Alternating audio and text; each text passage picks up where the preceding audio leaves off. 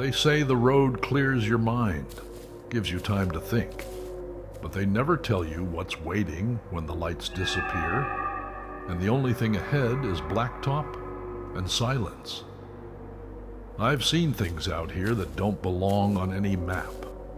Hitchhikers who know your name, rest stops that breathe, mile markers that won't let you leave. These are my stories. Listen close, because if you ever find yourself driving past midnight and something moves in your rearview mirror, whatever you do, if you want to live, don't check your mirrors. Welcome to Trucker of the Night. True stories, twisted tales, and dark encounters from the highways no one dares to talk about. Buckle up and keep your eyes on the road.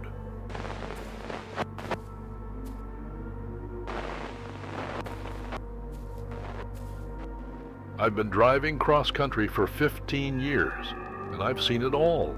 Jackknifed semis, ghost towns, lightning that splits the sky like God's own rage.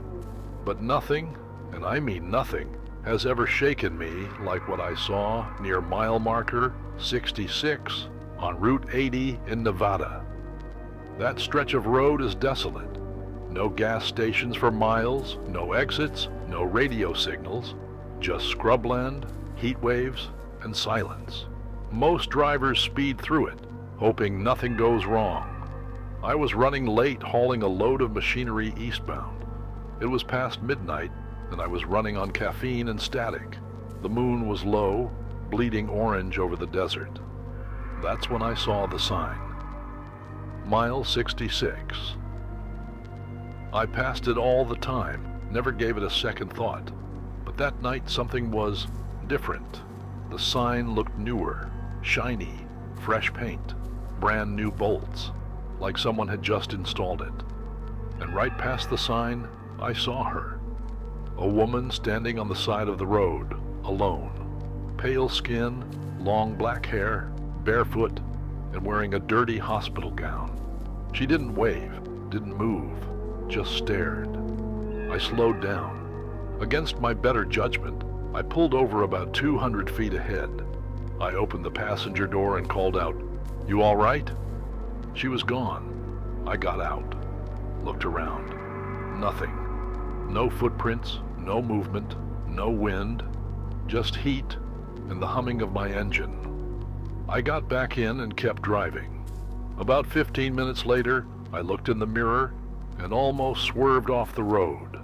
She was in my sleeper cabin, just sitting there, staring at me through the rear-view mirror. I slammed the brakes, jumped out of the truck, and opened the sleeper. Empty. My hands were shaking too much to grab the wheel again. I sat on the gravel, trying to breathe. That's when I looked back the way I'd come, and saw the mile marker again. Mile 66. I'd been driving straight east, but somehow I was back at the same spot. I turned the truck around. I floored it west, counting every marker. 67, 68, 69. But the next sign I passed, mile 66. Again, no matter how far I drove, that sign came back. I stopped checking the time. My watch was frozen at 1:11 a.m. My GPS wouldn't load. My CB was just static. I was stuck. The third time I passed the sign, she was in the road, not beside it, standing directly in my lane. I swerved and hit the brakes, but it was too late. I felt the impact. I felt it in my bones. But when I got out, there was no body. Just a smear of blue-gray ash on the road like cigarette dust. That's when I heard her voice. Behind me. "You're not supposed to leave?" I turned. Nothing. Back in the truck, the dashboard lights were blinking like crazy. My fuel gauge spun in circles. My radio clicked on by itself, whispering my name in a voice that sounded like gravel and broken glass. Derek. I never told it my name. I don't remember falling asleep. But I woke up parked on the side of the road at sunrise. No sign of the woman. The truck was fine. My watch was working again. and I was parked just past mile 67. I drove on, never stopped again in Nevada, never past that stretch at night. But last week I was fueling up in Utah and checked my rear view. For a split second, I saw her reflection sitting in my sleeper cabin, smiling. The mileage tracker on my dash, 66,666.6.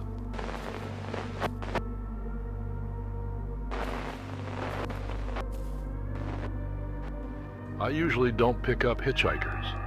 It's a rule I made after my first year on the road. Too many weirdos, too many risks. But that night was different. It was somewhere in Arizona. The air was thick, and the road was dead quiet. My CB had been silent for hours. I hadn't seen another pair of headlights since sunset. Then I saw him. He was standing just past a rest stop exit, arm out, thumb up. Skinny guy, faded jeans, leather jacket. Nothing too unusual except the way he looked straight at me, like he knew I'd stop. And for some reason, I did. He climbed in without saying a word, sat down, fastened his seatbelt, and stared out the window. "Where are you headed?" I asked. "East," he replied. His voice was flat, like he hadn't spoken in years. We drove for maybe 20 minutes in silence. Then he said, "Thanks for the ride, Mike." I froze. My name's not on the dash, not on my shirt, not on anything in that truck. I looked at him. "Do I know you?" He smiled, just a little. "You will." I should have pulled over. I should have made him get out. But something kept me driving. He started asking questions, personal ones, about my childhood dog, my brother's car accident. Stuff I hadn't thought about in years, stuff I'd never told anyone. "How do you know all this?" He didn't answer. Then he asked, "Do you remember your 6th birthday? The red balloon? The man in the corner?" I almost ran off the road, because I did remember. I'd had nightmares about that for decades. A stranger at my party, standing in the background of every photo. My parents said he was no one, just a neighbor. I never believed them. I pulled over, hard. Gravel flew. "Get out," I said. He turned to me, calm, still smiling. "You don't get it yet, Mike. I'm not here to hurt you." I reached for the glove box. He didn't move. "I'm here to deliver something you lost." "What?" "Your future." Then he opened the door and stepped out. Just vanished into the dark, like he was never there. I sat there for a long time, heart racing. Then I checked my side mirror. He was sitting in the back seat. But when I turned around, it was empty. I didn't sleep for 2 days. Kept the lights on in my sleeper. Kept checking the mirrors. Every now and then, I'd see movement in the reflection. Just a flash. Just enough. Last night, I found a photo in my glove compartment. I didn't put it there. It's from my 6th birthday. And there, in the corner, standing behind the balloon arch, is the hitchhiker. Same leather jacket, same face, same smile.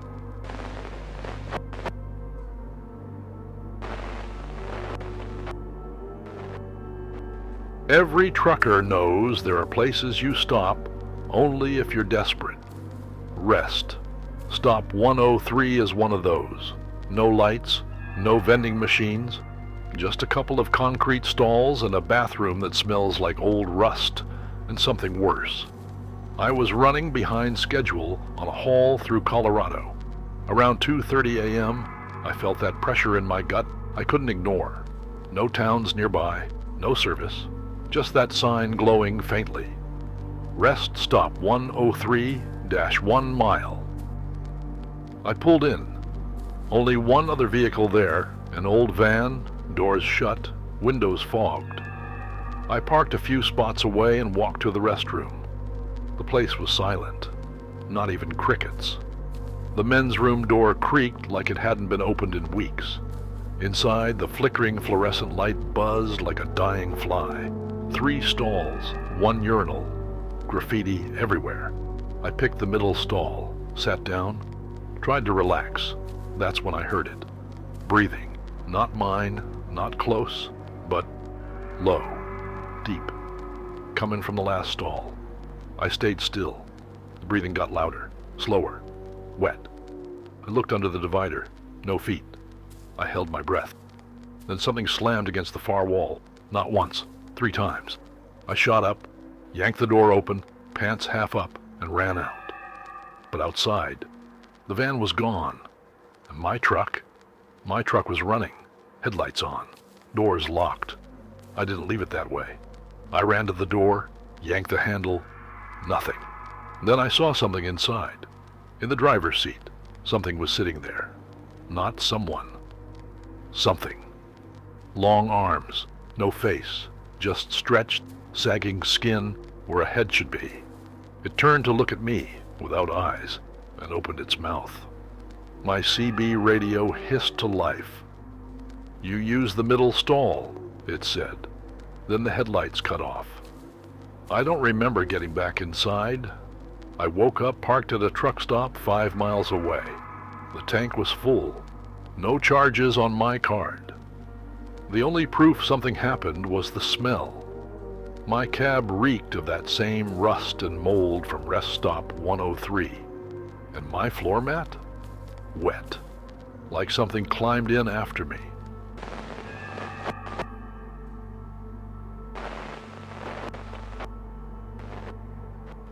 I've driven coast to coast more times than I can count. I've seen every kind of weirdness this country has to offer. Lights in the sky, creatures darting across desert roads, people standing in cornfields at 3 a.m., doing nothing. But exit 34A, that one's mine. That one won't leave me. It doesn't exist on most maps.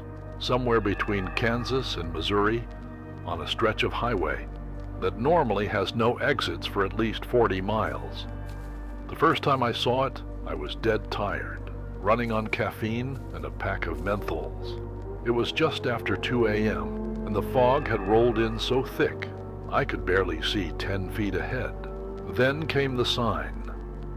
Exit 34A, service and lodging, 1 mile. I figured it was a gift from the road gods. I hadn't seen a rest stop for hours. I took the exit. It spiraled longer than any off-ramp should. No lights, no other vehicles, just fog and the dull hum of my engine. Then I reached a small town, not abandoned, but hollow. Neon signs flickered over old diners and motels. All the buildings looked stuck in the 1970s. The roads were cracked, the windows dusty. Still, there was power. There was music playing faintly from somewhere, an old country tune I couldn't place. I pulled into a gas station.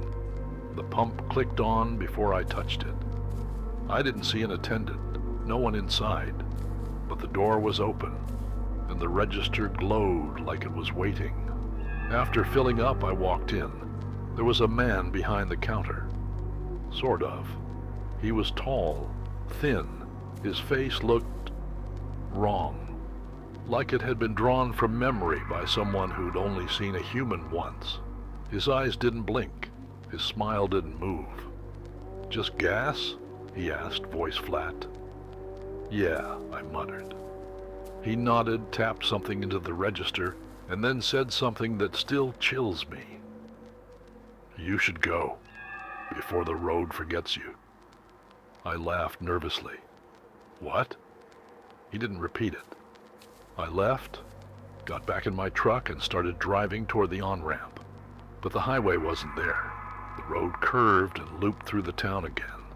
I passed the same motel twice, the same diner, the same blinking sign that said, "Welcome to Hazelbrook, Pop." 0. I kept driving. My GPS was frozen. My clock was stuck at 3:34 a.m. Every turn led me back to the gas station. The town was folding in on itself. I parked, stepped out, and shouted. Nothing. Then I heard it. Footsteps. Not running, just walking. Dozens of them. No voices. Just soft, steady shuffling. They came from the fog. Figures. Human-shaped, but off. Too tall. Too thin. They stopped at the edge of the lot. And they watched me. I locked myself in the cab. I could hear them brushing up against the truck, dragging fingers across the paint. One of them whispered, "You stopped. That's all it takes." I don't remember falling asleep, but I woke up parked on the shoulder of the highway, miles past where the exit should have been. No sign, no off-ramp. But the receipt from the gas station was still on my dash. No name, no address, just one word, printed at the bottom. Remember.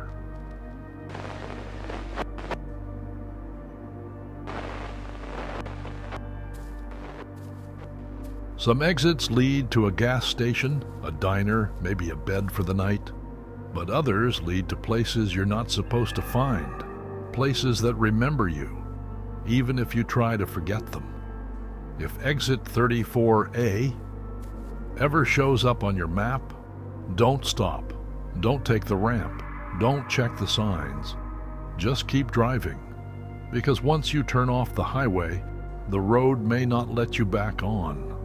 If you're still here, if you made it through, hit that like button, subscribe, and drop your own strange road story in the comments.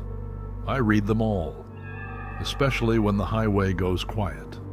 Until next time, this is Trucker of the Night, where every mile hides a nightmare.